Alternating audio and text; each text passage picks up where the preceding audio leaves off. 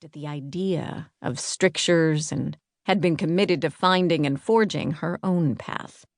Exploring these forgotten byways through and beneath the palace had made her feel that she was commencing this journey. There were tunnels and sewers, crawl spaces and voids left between one period of construction and the next, basement areas and hollows beneath great ancient foundations. She had found whole series of long-abandoned rooms known only to rats, wraiths, and other creatures of the dark. And now to her.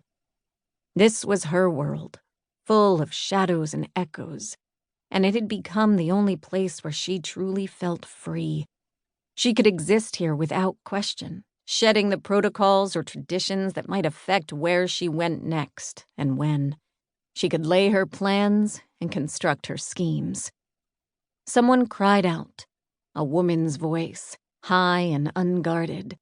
The princess moved quickly, climbing a series of ancient wooden struts that took her up above the wide, arched ceiling of her mother's private chambers. Phela's feet were clad in thick stockings, and on her hands she wore soft leather gloves. The rest of her clothing was tight and smooth, with no buckles or belts to knock against wood or stone to give her away. Even her hair was twisted into a tight bun and knotted atop her head. She was built for surreptitious movement, and as her mother's cries of pleasure came faster and higher, Phela flowed across the ceiling structure of her chambers. She was heading for a place she had been many times before. The cries were now joined by deeper grunts, the serenade of a man lost to pleasure. Linos Calistrate was her mother's lover.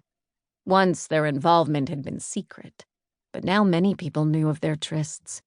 It didn't seem to matter. Linos was a nobleman, baron of Clan Calistrate, and his wife, Karina, seemed to accept the fact that her husband was fucking the queen. In truth, there was little else she could do. Who would dare speak against the lovers? Queen Lysandra was strong but harsh, and many noble families had witnessed the power she was willing to exert to gain what she desired. Desire, Phela thought as she heard her mother and her lover reaching their crescendo below her.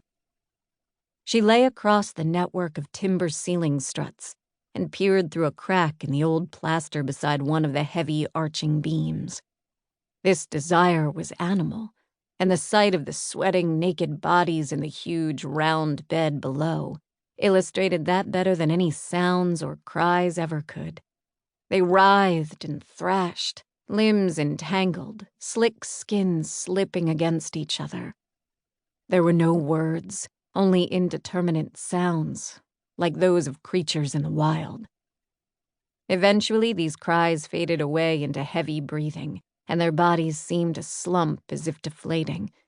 They spread across the bed, and Linos rolled from the queen and fell onto his back, arms and legs wide, staring up at the ceiling. For a moment, Phela felt that he was staring right at her, and she held her breath. Then he turned his head to stare at his queen. "You're a beast," Queen Lysandra said, her chest rising and falling with rapid breathing. "And that's why you love me," he replied. To Princess Phela, he did resemble a beast. She wasn't inexperienced with men. There were young noblemen living and working in the palace who could vouch for that. But Linos was something else. Hair covered his body, sprouting from his toes and legs, swathed across his stomach and chest, and his beard was full and dark. His hair was also long and usually braided, though when he was in her mother's bed, he often seemed to delight in letting it free. Between his legs he also possessed something beastly. Even now, wet and waning, his cock was larger than any Phela had ever seen. "Do I love you, Linos?" Lysandra asked. "Madly, my queen," he said.